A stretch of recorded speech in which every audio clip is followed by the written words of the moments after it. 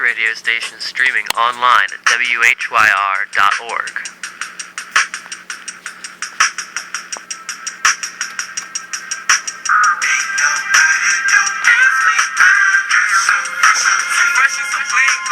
Good morning.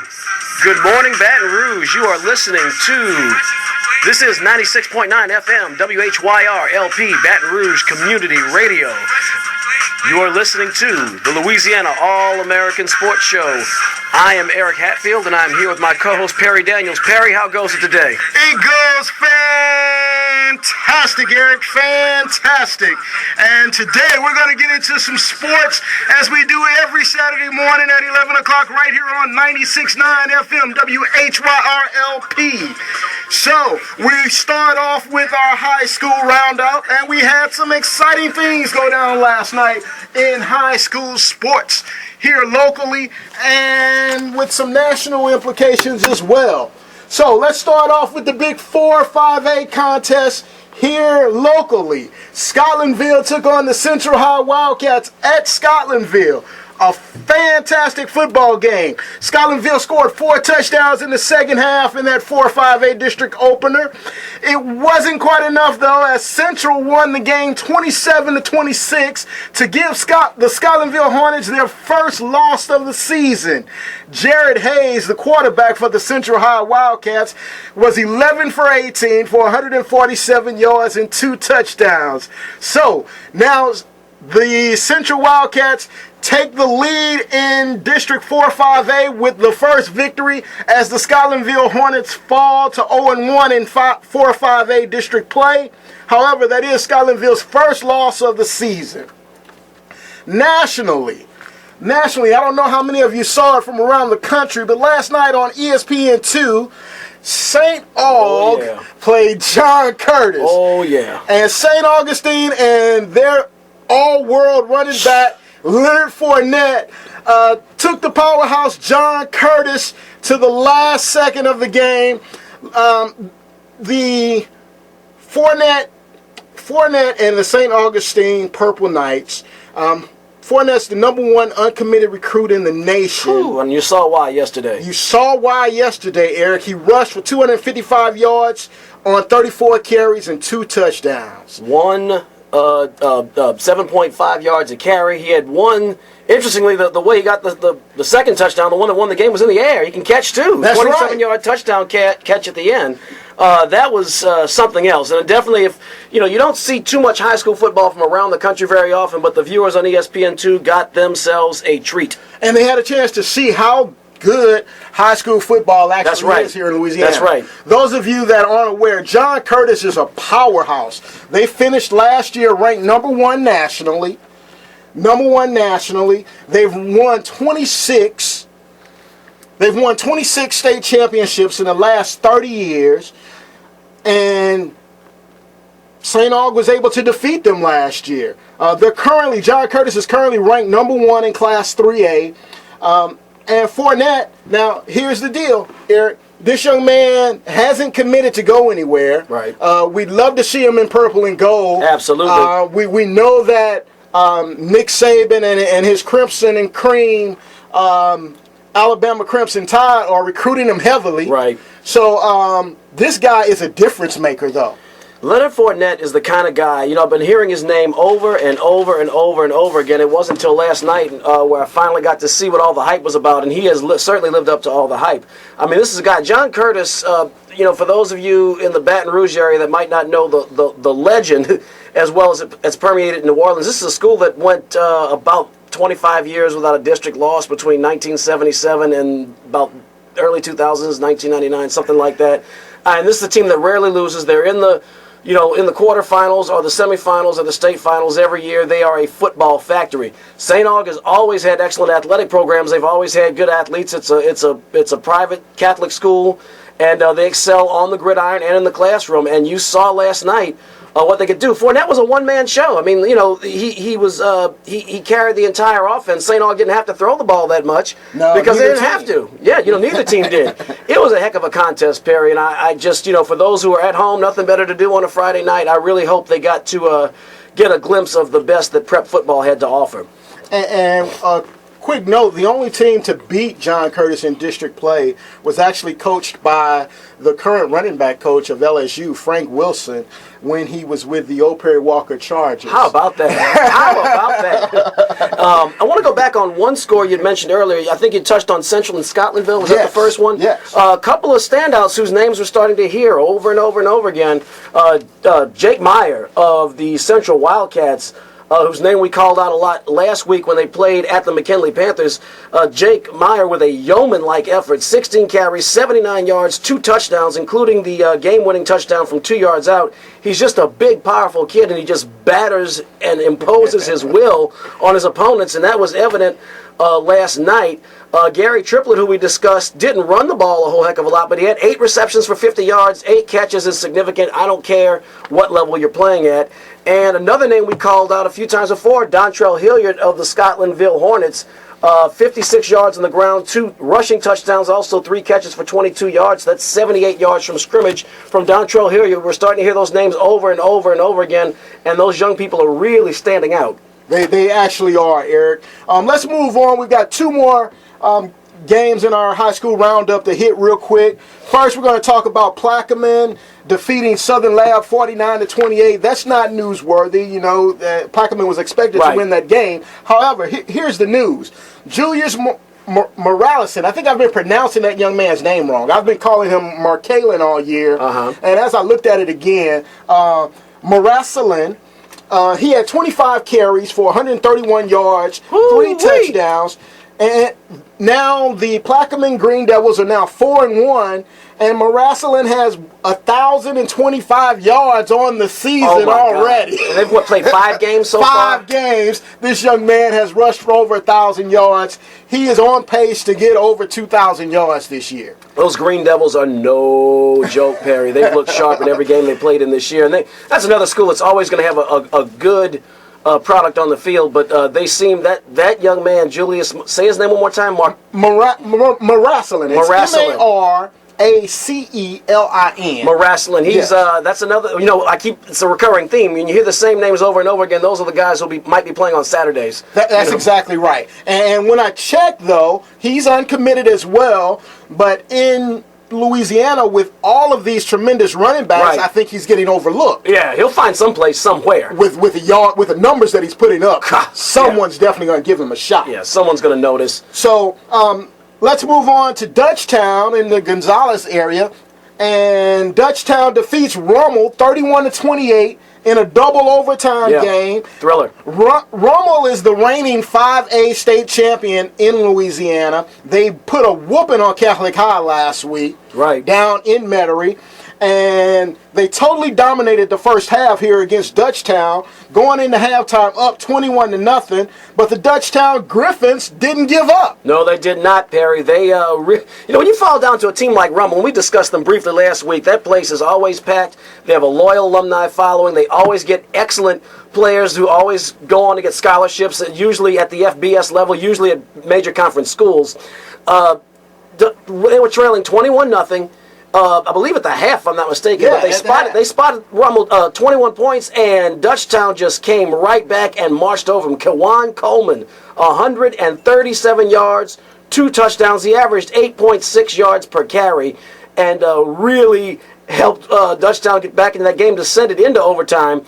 But the best part was, and this is, some of you might or might not know, but I coached kickers and special teams with Madison Prep Academy last year, so I always have a special place in my heart for the kicking game. And how was this game decided? With a missed field goal in overtime. Dutchtown's Randy Bergeron kicked a field goal to go ahead, and Rummel missed a 27-yard field goal. The ball fell short of the crossbars, and the Dutchtown sideline and fans erupted. So what does this tell us? Special teams are special. Special teams are special. And one last note to round out our high school roundup. Scott Palahi, yesterday, the running back for East Ascension, who's already committed to LSU and is a phenomenal running back. I've been looking forward to seeing this young man.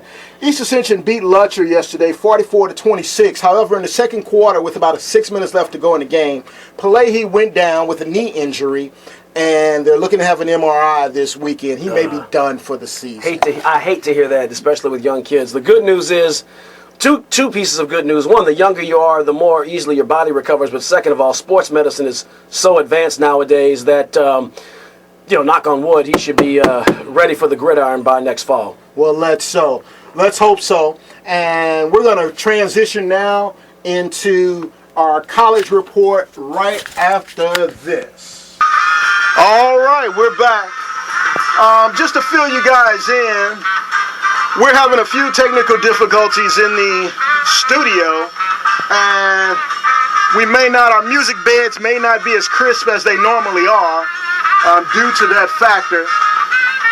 However, we'll work those things out, and we'll make sure that moving forward we have them back up to our normal standard there. Let's talk about Southern losing last week to Jackson State in a very good, exciting ball game. They lost 19-15. Southern University Jags played their hearts out, came down to the last second drive with no time left to go on the clock. Dre Joseph drops back to throw a pass from about the 6-yard line, and he throws it at the feet of his receiver, who was open in the back right corner of the end zone, and time expires, game's over. Jackson State leaves Baton Rouge with the victory and remain undefeated in the SWAC. Inches, Perry. It's always a game of inches. And Eric, we kind of knew going in that it would be a defensive type of battle. And usually with these two teams, the last team with the ball wins. And this time Southern just wasn't able to pull it out. And it wasn't based on scheme. The guy was open. The offense called the right play. Right.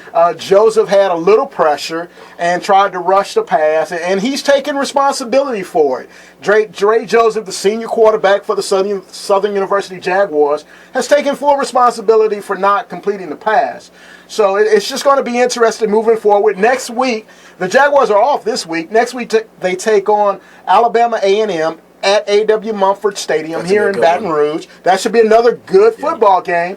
And the Jags hope to rebound. That game kicks off at 6 o'clock for those of you that are looking to go out and support those Jaguars. And now things are going to be very crucial for them not to stumble again if they look to play Jackson State again in a rematch for the SWAC championship. So they could possibly see the Jackson State Tigers once again in the SWAC championship. They just can't stumble any further as they move through that schedule. That kind of rubber match, should that happen, is going to be a very, very good game. Look, Dawson Odoms has these guys playing really good football. I just personally, if I'm Coach Odoms, I want to see if I have any eligibility left. Maybe you can throw him in as a lead blocker. That man right there, that's a man's man. But I say all that to say he's got them playing really good football. The fact you take a school like Jackson State, correct me if I'm wrong, did you not mention they were ranked in FCS last week? Or yes, actually they had they ranked 6th. Right. So I mean this is an excellent football team at that level. That's right. And Southern took them right down to the wire. Granted they had home field, but the point is you look at Southern compared to last year and the year before to Stump Mitchell, this team has made leaps and bounds. Yes, they have. In a very short period of time. So I am looking forward to watching this team and seeing how it progresses all year. And I'll tell you what, if they can keep it going, if they can keep that effort and that intensity up against Alabama A&M and against the rest of their SWAC schedule for the rest of the year, we might see a rematch, Perry. We might see a rematch. Let me go over Dre Joseph's numbers real quick. We want to give that young man, that emerging leader, props. He threw for 19 passes. He completed 19 of 28 with 1 interception. He averaged about 8.8 yards about 12.9 yards per completion. So, he's learning. He's maturing. The Southern Jaguars had 348 yards of total offense, whereas Jackson State had 355 yards of total offense. So, let's move on to Between the Hedges, Eric. Bum, bum, wah, wah.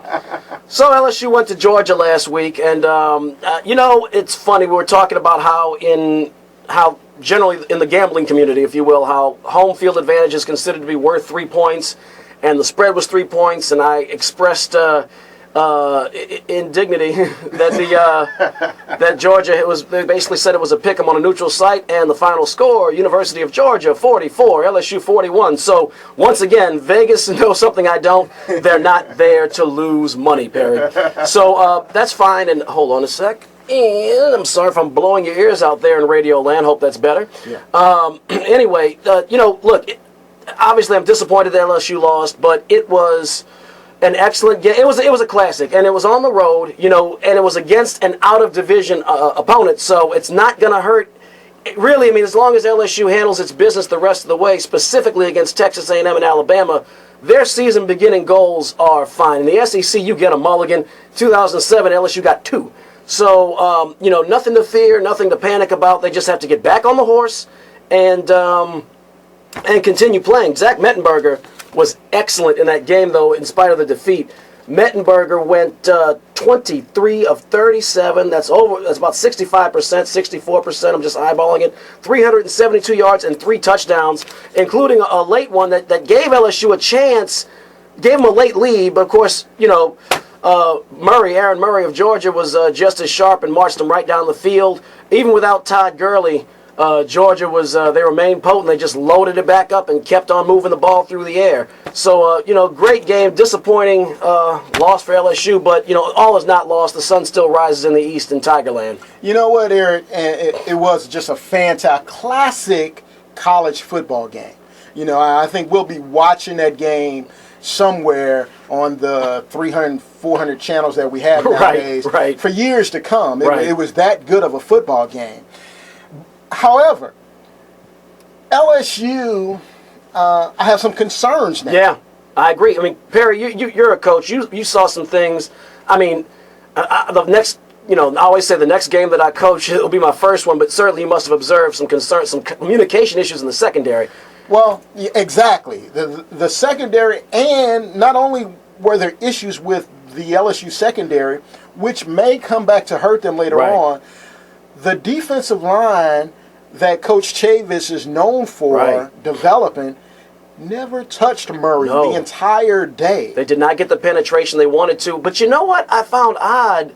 A couple of things. Speaking of line play and games are one in the trenches, on the defensive side, and I'd like you to comment on these two things, what you observed as a football coach. Number one, it looks like LSU did not blitz very much at all. They went with 4-man rushes, which was great against Kent State and UAB and that ilk, and apparently they got to Auburn a lot, but 4-man rush was not getting it done against Georgia. I don't know why they didn't blitz. Of course, that probably wouldn't have helped out taking people out of a secondary that was already having problems in hindsight, but still you would have thought they would have blitzed because they were getting no pressure at all on Aaron Murray. And second, did you notice some questionable play by the center? I don't know his name, number 55 for LSU. Some communication issues with the quarterback, some issues snapping, when Georgia brought the rush, it seemed like he seemed a bit out of sorts picking up blitzes and stunts. Did any of that jump out at you? I didn't quite notice that. I will say that Mettenberger stepped up and met the challenge. He sure did. That that young man going back home to Georgia was a former Georgia Bulldog player,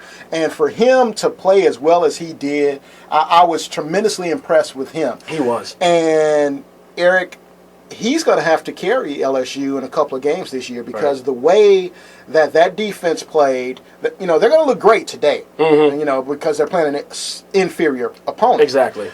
However, when Texas A&M comes to town, when we go to Alabama, when Ole Miss, who always plays LSU tough, so I'm not sure that LSU can run the tables based on that defense that I saw against Georgia. That's got to change. The blitzing issue, did you notice the blitzing issue? I would say this. Who am I to second guess Coach Chavis? Sure.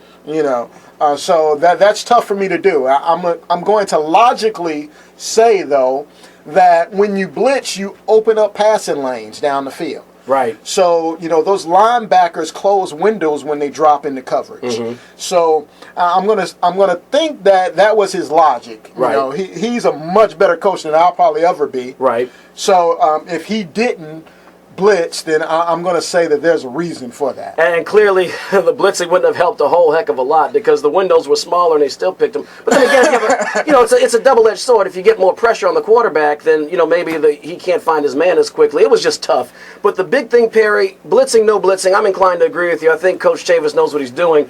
There is a but or a silver lining in the dark cloud, and of course I do look at these things through purple and gold shades, but the issues were correctable. The secondary appeared to not be communicating. Assignments appeared to be mixed. You can fix that. And that's that's been the talk in the local press. For those of you that are listening around the country on TuneIn.com, the local press has talked about the secondary and its miscues and those blown coverages, and you could see some of their frustration on the field during the game. Yeah, you could see it. I mean, with body language, you can see them saying, what were you doing? What was going on? Right. That had to be really tough. I don't expect to see. I'm not saying LSU can't be torched again, especially with Johnny Football coming to town. Exactly. Who can buy time? Right. He's in my opinion, he's the next coming of Michael Vick.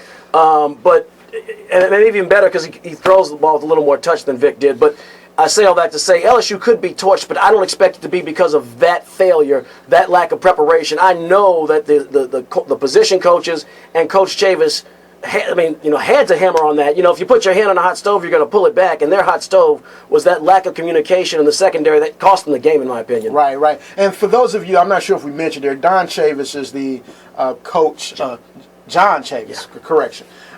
John Chavis is the defensive coordinator for the LSU Tigers, and he's heralded for how well the LSU Tigers defense is. Even when he was at Tennessee, he always had the best defense in the SEC. He sure did. So tremendous coach. We expect the secondary issues to be worked out for LSU. I don't know if the line pressure, though, can be worked out. I'll tell you. Well, I guess, that's the thing. Do you think Georgia's offensive line is just that good? Oh, their offensive line, I do think the offensive line is that good. I thought you were talking about LSU's problems with Mettenberger getting pressure. I don't think Georgia's defensive line is that good, and that concerns me a little bit. And I don't want to sit up here and pretend to be an X's and O's guy, but I just thought there was some communication, which the center is responsible for. Communication, there's that word again.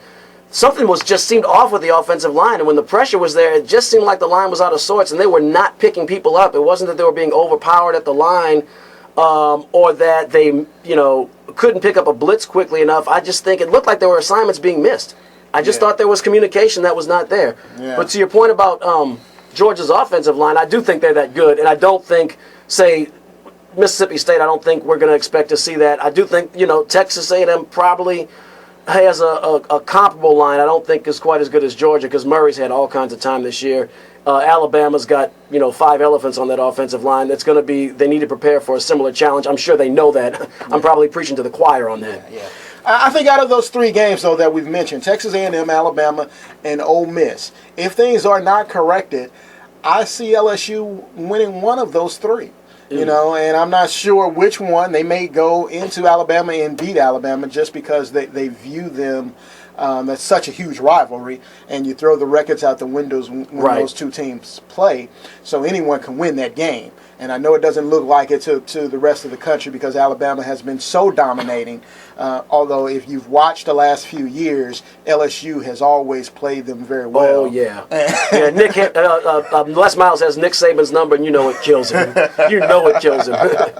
He's like, this guy's eating grass and saying all kinds of weird stuff and throwing the ball over the placeholder's shoulder on 4th down, and he still beats me. What am I not doing? But, I think I'm going to say LSU. First of all, LSU could win all 3. They could. I expect them to win 2 of the 3. Okay. But look, if they lapse like that, they could end up going 1-3 in that stretch, which would torpedo. I mean, they need to win 3 of 3 to win the national championship, but it could torpedo the whole season if they only win one of those 3 games, even as far as getting a decent bowl berth is concerned.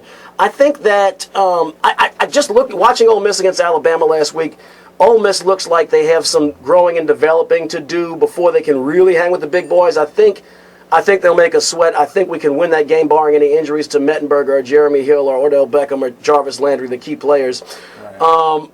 Texas A&M, I think 2 saving graces we have and why I expect us to beat Texas A&M and why I expect us to be favored is as great as Johnny Manziel is. Texas A&M's defense is trash. They are not very good. They yielded a lot of points to some questionable teams like Rice, and Sam Houston's not even an FBS school. Good point. And they Alabama had a field day with him, looked like a college basketball score, even though Johnny Manziel willed him back into that game. So I think in Tiger Stadium, with A&M's defense, I think LSU, all things being equal, if both teams put their A game forward, we should have a better outcome. Alabama's always the one. I mean, that's the one. That's the one where the game's circled on the calendar. I think CBS probably circled that on the calendar. I'd be shocked if that were not their one primetime game of the year. And yeah, I mean, Alabama, I'm not, I'll be glued to the set, and I wouldn't put bet the farm on LSU in that game. No, not at all. Not at all. So what about today? LSU travels to Starkville, Mississippi to take on the Mississippi State Bulldogs, whom they've beat religiously over the years. I can't remember the last time. I think they might have lost to Mississippi State in 1999, maybe. I mean, it's been a very long time since they've dropped one to the Bulldogs. Maybe 90. It's 99, I think it was. Someone can correct us if I'm wrong. 343-9927. Area code 225. That's right. You can give us a call. Anyway, this is going to be an ugly game today, Perry. It's going to be really ugly. First of all, Mississippi State coach Dan Mullen, who I think is a very good coach and has made chicken salad from chicken, sugar, honey, iced tea in the short time he's been there. But it's Mississippi State. The last time they were winning was when Jackie Sherrill was there and they were cheating. So that's just how bad how unappealing Starkville, Mississippi is to go to school, and how unappealing the program is as a whole in this day and age. But they've got some serious problems. First of all, they're a one-man show. Dak Prescott, their quarterback, who's from Houghton, Louisiana. Right. And if somebody could tweet at LAA Sports where Houghton is, I would like to know, because I couldn't locate it on the map. But Dak Prescott, he's a running quarterback. He runs first, passes second. He has 215 yards rushing on the year, 5 touchdowns, averaging about 6 yards a carry.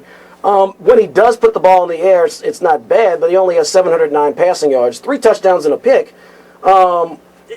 And he's the backup quarterback, Eric. The starting quarterback actually went down with an injury, who may come back today. Okay, for the LSU game. So this guy kind of stepped in, so we don't even know if Houghton's going to play today or not. I mean, that's a big question mark, and he seems to be their most potent offensive weapon. And that's probably why he will see at least some time today. He's got to. I mean, he's definitely filled in okay, but they're 0-2 against major conference opponents. They got blasted by Oklahoma State, who was ranked number 13 at the time. They lost to Auburn 24-20.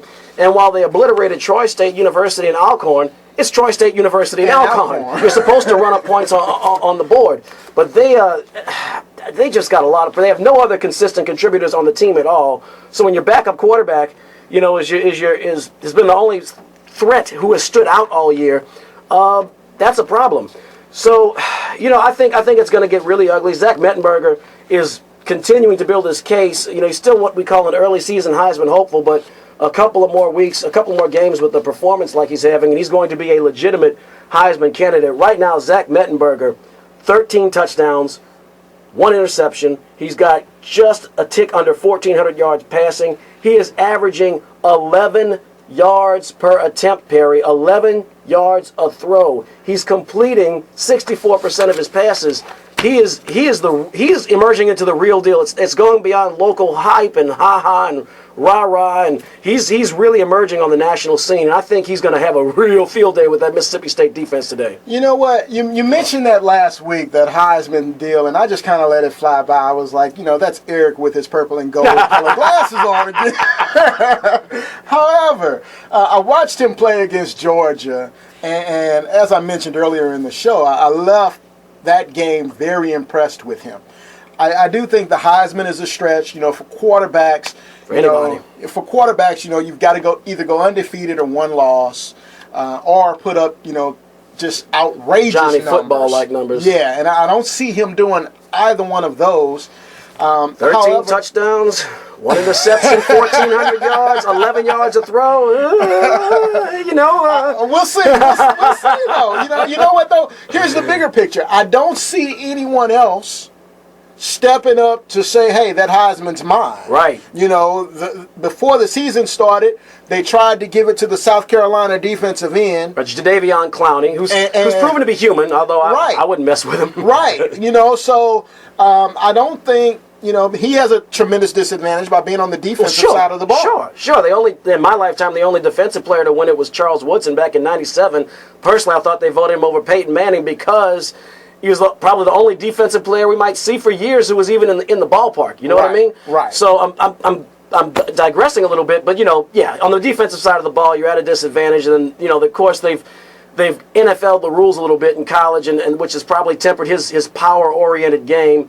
The other candidate, first of all, there are a lot of guys who are standing out this year, but the one guy who's standing out to me every week is the guy who won it last year, and that's Johnny Manziel, who I think he wants to go back to back. That's a driven guy. I don't think the sports writers, right, nor the former Heisman Trophy winners, right, who also have a vote right, in the process. I don't think either one of those groups want to see Johnny Manziel. No, they don't. Here's the thing, and I agree with you, because we for people that follow college football are fully aware of his plethora of off the field shenanigans. But he's never done anything terrible. And the thing is, I think at the end of the day, sports writers and especially former athletes respect the ball before all those outside distractions. The ball doesn't lie. They almost gave it. Now, of course, Tim Tebow is the antithesis of Johnny football. As you can hear, with the light shining and the angels singing upon him.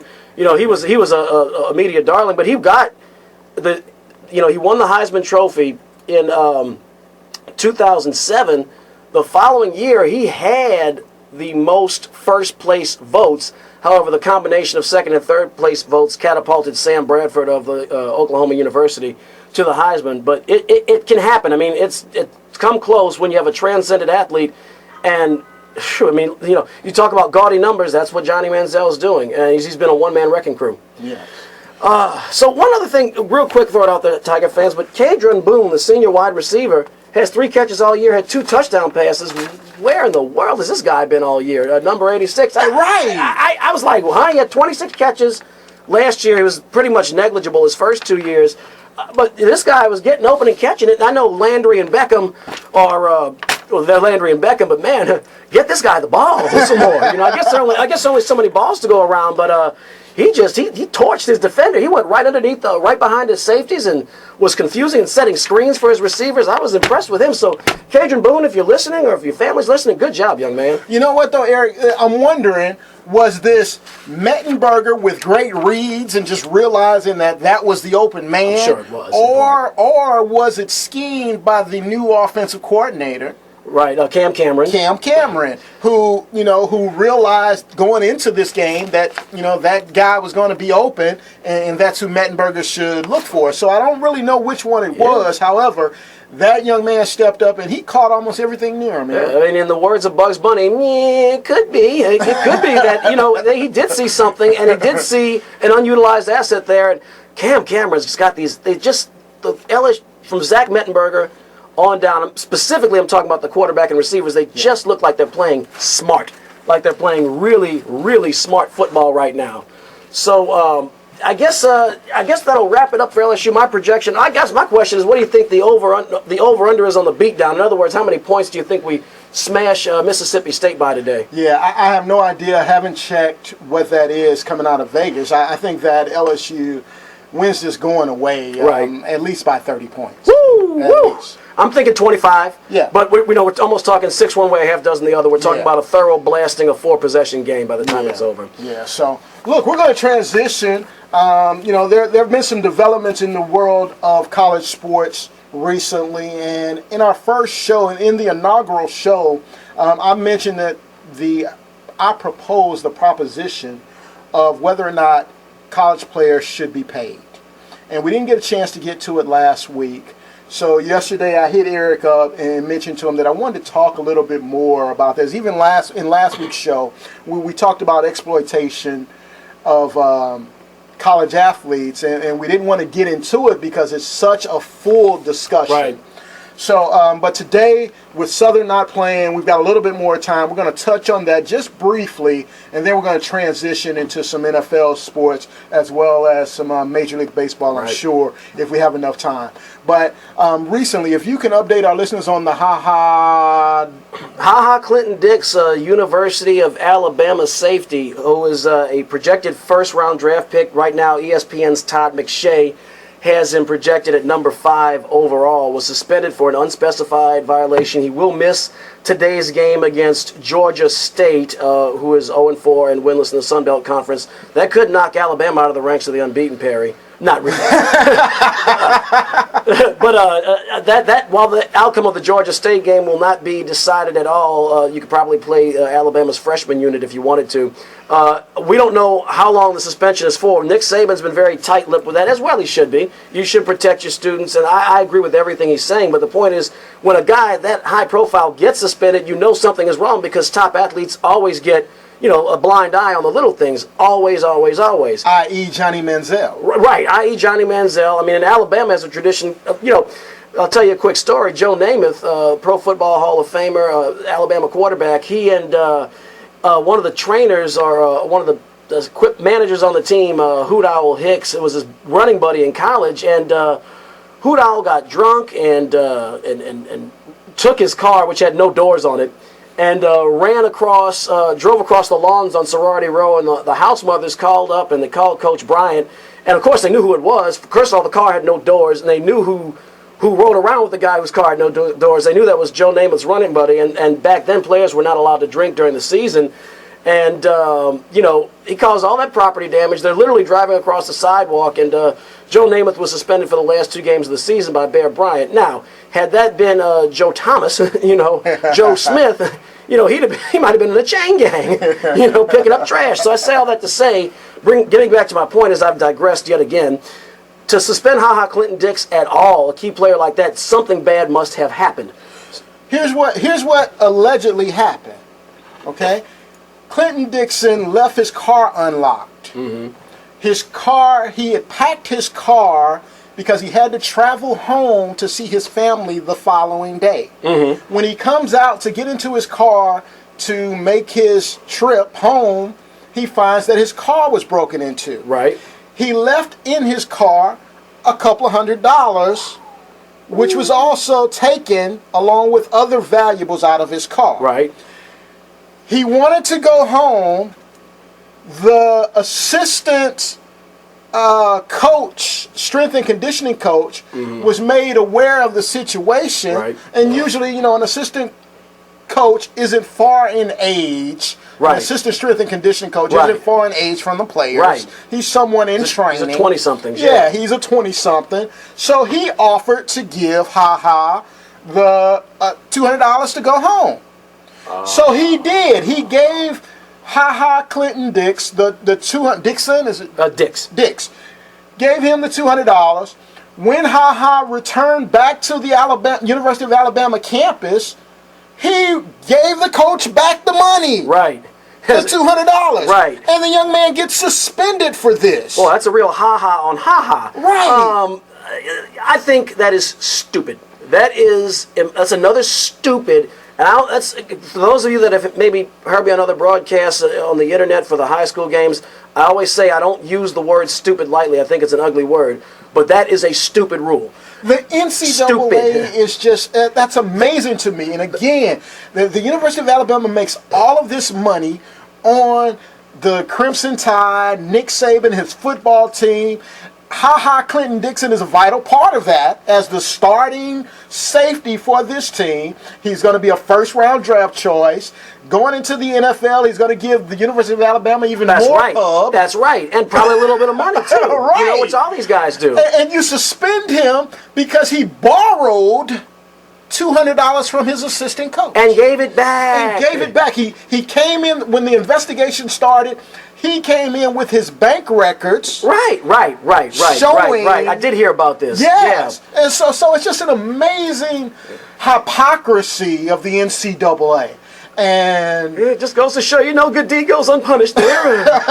and the poor assistant coach lost his job. Right. He's suspended indefinitely as well. Right. So holy, the NCAA, Perry, and I'm not going to go on too much of a crusade, but they are full of what comes out of the south end of a northbound bull with some of these rules. I understand you don't want corruption to filter its way into the game. That's not corruption. That's one friend helping another. The reason he got suspended, I'll tell you, I don't even think Saban wanted to, but there's a risk of these NCAA rules, and you don't want to retroactively forfeit games, and they want to make sure they get clearance before he plays again. Exactly right. That's exactly right. So that brings up the bigger question. You know, should college athletes be paid? You know, we had the Ed O'Bannon lawsuit against the NCAA for using his image in their game that they market with EA Sports. EA Sports has settled the lawsuit. All parties in that lawsuit have settled with the exception of the NCAA. They are sticking to their position, saying that they should not have to pay Ed O'Bannon, who has long since graduated from UCLA. Long since left the NBA. I mean, he was 1995 when they won the championship. That was his last year there. So we're talking 18 years. Right. So he turns on a video game and he sees his likeness with where he's from and all. Oh yeah. On this, and he's not receiving any money from it. Let me tell you, I used to back when the EA Sports NCAA basketball was a really good game. That's a different story. But we used to play all the time, and we knew these. We knew. Oh, that's Joe Smith of Maryland, 32, big guy in the center. Oh, there's Ed O'Bannon, 30. There's Charles O'Bannon, number 10. Tyus Edney, number 5. There's played for LSU. Randy Livingston. There's Randy Livingston for LSU. There's Ronald Dupree, number 12. We knew who these people were. Right. Well, Even though you didn't use their name. Right. And you had the option, if you saved it in the video game, you could put the names in if you wanted to. Put the names in. And so now EA Sports has announced that they're no longer making college sporting games. Well, yeah, and isn't that just great? For people that, I remember, when Perry was kind enough to take me to meet his family for Thanksgiving, and I was playing NCAA football with his nephew, and we knew who it was. Like, oh, you still got the Honey Badger on your team. We know who these guys are. It seems to me the game is pretty good. I mean, I'm in my late 30s. I'll play a good sports game. The game's still pretty good. So why not pay up? And everyone's happy. You know what? Or at least, here with the statistics that we currently have, Eric. Last year, Sports Illustrated, they say that 78% of NFL players file for bankruptcy after 3 years of leaving in NFL. Right. So if you can't give these college players some money, at least let's set up some type of annuity or something to a trust fund, something to where later on in life, NCAA, I hope you're listening, to where later on in life that they're economically sound, or so at least they're not flat broke. Right. Because you're making tons of money, Brinks trucks, loads of money off of these young men. At the top, absolutely. This is the counter-argument I've heard, and I'm going to counter the counter-argument. The counter-argument is, I'm not going to even go on the usual crap about they get free books and room. Yeah, we get all that. You get free tuition, which doesn't cost the university any actual dollars. They get free food, which they probably get by the truckloads for pennies on the dollar compared to others. And books cost money, but you know what? That's a small price to pay. One of the more intelligent counter arguments is that most schools they lose money or they are revenue neutral.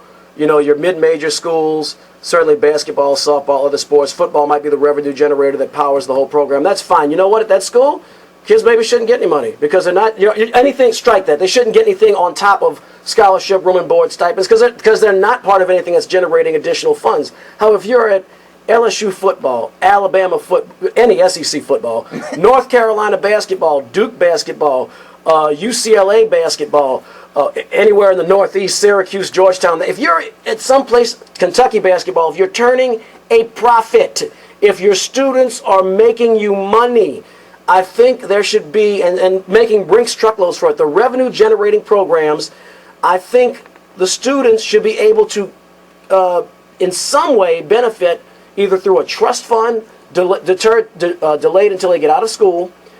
They should be able to benefit from somewhere from those incremental sales, jersey sales. They should be able to sell their own likeness in the offseason. That's called working. Why can't these students work during the school year?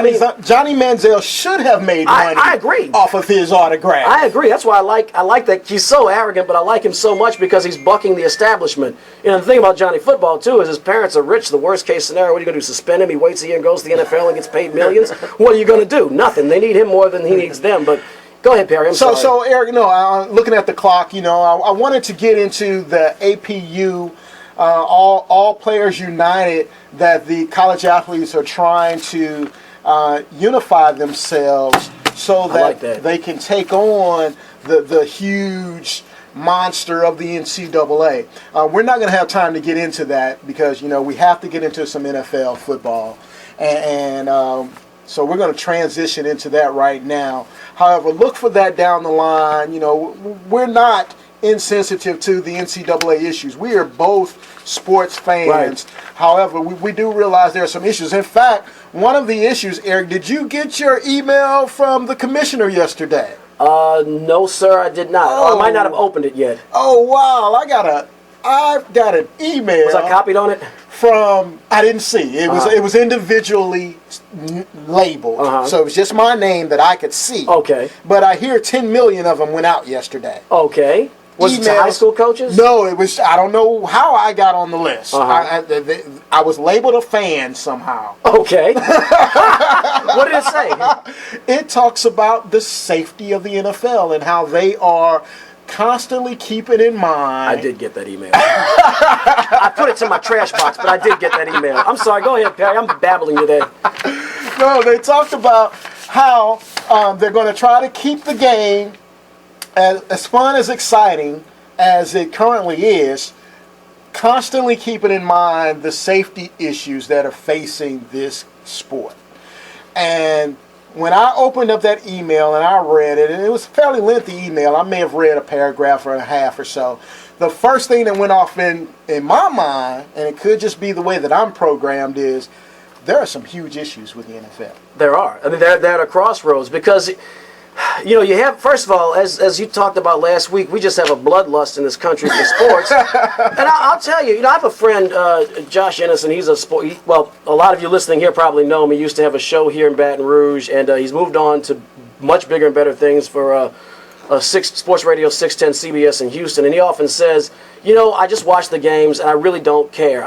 These guys know what they're signing up for, and frankly, I think it's feigned indignance that these fans talk about concussions and safety. I just don't care. And I've thought to myself, nobody lives in a vacuum, so there might be people who really don't care, but I do care. I have a lot of cognitive dissonance when I'm watching, and I remember the old John Madden plays when somebody would get leveled and his helmet would pop off. He said, "Oh, his head came off right there, and it's rolling down the." I used to love that stuff, but at the same time, I've seen a couple of times where a guy gets drilled and gets a concussion, and I say, what does it say about me that I'm fueling the demand that promotes this? And I don't want to see somebody get carted off. And I guess we're all different. We're all wired differently. But when mothers see that, here's the thing: your supply, every product, like any business, it could be widgets, it could be corn chips, it could be cars. You have to have a supply of raw materials, which in this case is the players. If mothers start seeing that, and with all the social media and all the news outlets, it starts getting more and more attention, and we're seeing get their head knocked off and carried off on a stretcher, more moms are going to prohibit their children from playing. I'll tell you, my parents are probably listening. The only position they let me try out for was kicker because they didn't want me getting hit. That was 20 years ago. And you know what, Eric? The email touched on that issue yesterday. Mm-hmm. He talked about that they know that they set the tone for high schools and lower, and they want to make sure that those people remain safe. That's right. Because the participation of young people in this sport, full contact football, is waning. Right.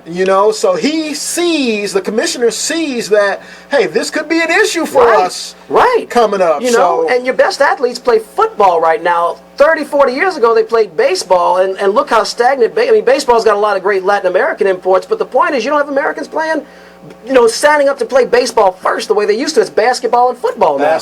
And Roger Goodell does not want that to change. Your untrained sports fan will say, "Oh, you just put anybody out there." No, you don't. Okay, you don't just put anybody out there. And if you put right now the players have gotten bigger, stronger, faster, which is why we see such a good product. If the players get smaller, weaker, and slower, you'll see it regress. That's right. Okay, let's move on, man. Let's talk some on-the-field issues for the NFL. All right, so we have the Who Dats. Are you a Who Dat? Yeah, we got the Saints traveling to Soldier Field and to Sean Payton's Waterloo. Sean Payton 0-3 in his career at Chicago, at Soldier Field, including the 2006 NFC Championship game. The last time the Saints won in Chicago was under Jim Haslett. That was back in 2002.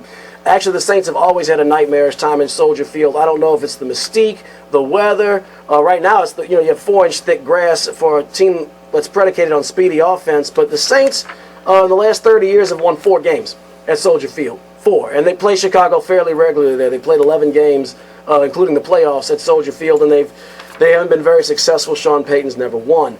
I think, I don't want people to tar and feather me, or burn me as a heretic, but I do think this might be where the Saints' unbeaten streak comes to an end. Chicago's playing very well.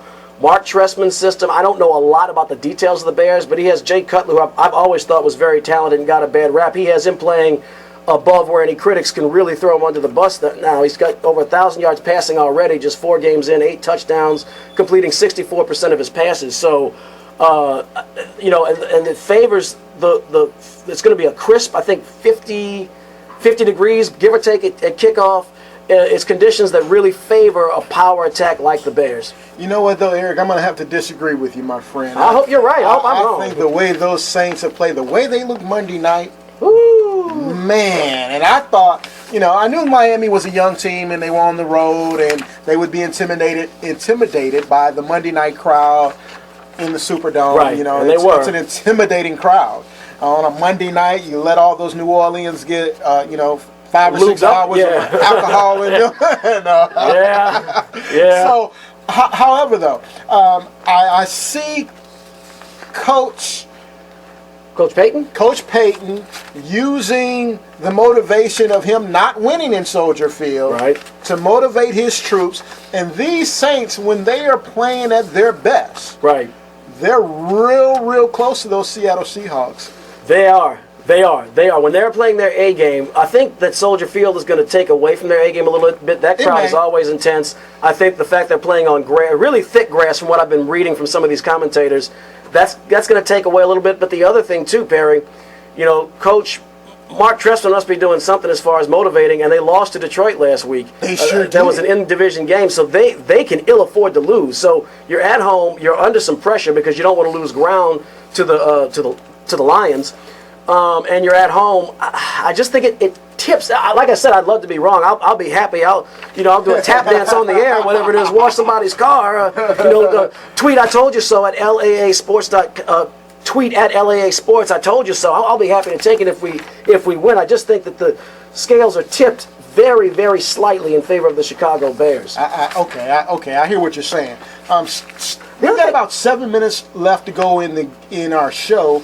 Coming up right after our show is the Noel Jackson Show, so stay tuned for that. It's a fantastic show, so stay tuned for that. That starts at 11. Go ahead, Eric. Alrighty, you got Noel Jackson. He plays some smooth soul music. I just can't say Noel Jackson with some of those classic R&B goodies without putting a little bass in my voice, which of course I do not have naturally. But yeah, Matt. The other thing too is with that running attack, Matt Forte is one of the best running backs in the league. He's a top 5 guy. And the one area, the Saints have been very good, really good at getting pressure on the quarterback, and that's going to be a problem. That's always been a problem for Cutler. They're good at getting pressure on the quarterback. They're good at forcing turnovers. They've been below, I'm going to say mediocre against the run, and the Bears are a tough running team. So that's just another thing to keep in mind. I guess we'll move on. Let's move on. Okay. Patriots are going to play at the Cincinnati Bengals. The Patriots, another unbeaten that I think goes down this week. First of all, Tom Brady's done a heck of a job this year. I mean, he's really made silk from a sow's ear. We know the issues. Aaron Hernandez in jail. Wes Welker took his talents across the country. Danny Amendola hurt. Rob Gronkowski has still yet to play this year, and they're just signing guys out of the Boston pubs there, and he's making guys in the stars. This guy Kimbrell Tompkins he had like 10. I never heard of this guy before. He has 3 touchdowns this year. He had like 10 catches last week, and they're just getting guys out of anywhere. Tom Brady's done a great job. The Patriots' defense is not terrible, which is an improvement for them. Right. But I do think Cincinnati, this is where they meet their Waterloo. They're playing at Paul Brown Stadium. Cincinnati's defense is very good. Brady does not have those weapons. He does not have Shane Vereen back. It's going to show after a while. I think the Patriots fall off the unbeaten wagon this week. I agree with you there. I like that Cincinnati ball club. I do. Real quick, we can't, of course, not talk about America's pastime, even though the best athletes aren't sent there anymore from America. Major League Baseball playoffs are looking really good, are really promising as far as some matchups. This afternoon, the Tampa Bay Rays have got to make up for that shellacking they took at the hands of the Boston Red Sox yesterday. They were obliterated at Fenway. I think the Rays win today. They got David Price on the mound, who's just got ice in his veins. games when the pressure's on. He pitched a great game the other night. Oh, that game against the Rangers, that extra game, that extra regular season game to play in, he did what he had to do. He did what ace pitchers, what Cy Young Award winners do. He is facing John Lackey, but John Lackey, I think Price is a better game manager and is more overpowering. You're not going to shut the Boston Red Sox out. Their bats are too good, but I think if the Rays can find a window, it's going to be against Lackey, and if they could just get 2 or 3 runs, that might be enough to take one at Fenway. They'd better after yesterday. That was rough.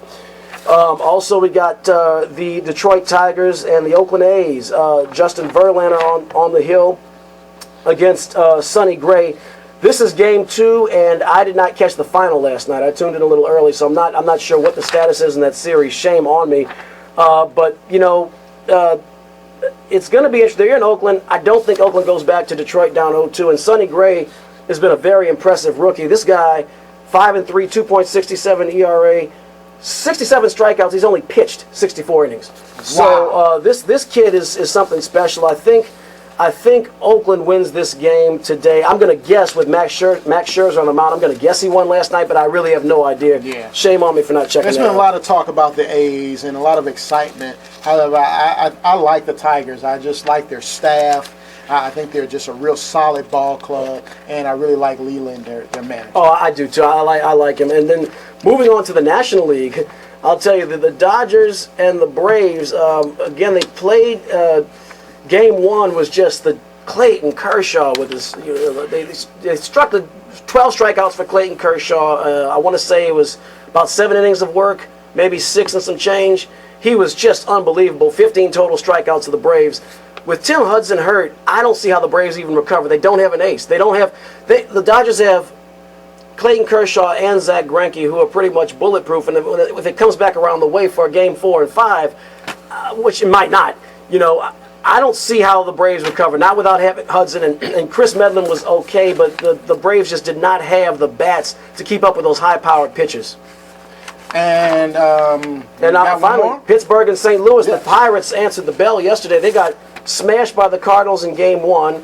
A.J. Burnett and got torched in yet another big game. I'm sure the Yankees don't miss him. Actually, they do because he pitched in the postseason, but that's not the point. But Game 2, the Garrett Cole stepped up to the plate, and Lance Lynn went Lance Lynn. The game was pretty much over before it started. So we have a game now going back to Pittsburgh, and the Cardinals are in a little bit of trouble because they have Francisco Liriano on the mound in Game 3. The Cardinals could conceivably fall down 2-1, and if that happens, they have Adam Wainwright ready to go in Game 5 in St. Louis should they get back there. But they have to get back there, and that makes Game 4, should there be a game, there will be a Game 4. I think Game 4, Perry, is going to decide that series. Yeah, I actually think it's going to be Game 3. The winner of Game 3 is going to win that series. Well, that's going to do it for today in Louisiana All-American Sports. And next week, we will see you right here at 11 o'clock on 96.9 FM WHYR LP Baton Rouge Community Radio. Good afternoon, folks. I go. What's going on? Good.